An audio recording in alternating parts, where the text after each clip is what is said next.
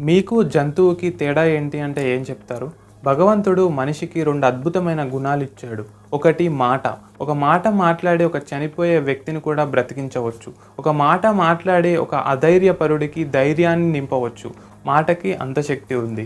మాట ఎంతో పదునైనది కూడా. ఒక మాట మన నోటి నుంచి ఒక విల్లు నుంచి విడిచిన బాణంలా వెళ్తుంది. వెళ్ళిన బాణం ఎలా వెనక్కి తిరిగి రాదో మనం విడిచిన మాట కూడా అలాగే అవతలి వారి యొక్క గుండెకి గుచ్చుకునే ప్రమాదం కూడా ఉంటుంది. అందుకే భగవంతుడిచ్చిన మాటని మనం ఇతరులకి ఆనందం కలుగజేసే విధంగా చాలా మృదువుగా, సున్నితంగా, అందంగా మాట్లాడడం నేర్చుకోవాలి. మాట్లాడడం ఒక కళ. ఇక రెండవది బుద్ధి. భగవంతుడు మనకిచ్చిన బుద్ధిని ఉపయోగించుకొని మనం ఎన్నో అద్భుతాలు చేస్తున్నాం, చేయబోతున్నాం. ఒక చేపలాగా మనం సముద్రాన్ని దాటలేం, కానీ ఒక నావ తయారు చేసుకొని మనం దాటగలం.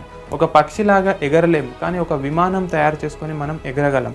The true distinction between humans and animals is the mind, but the true greatness is in how we use it.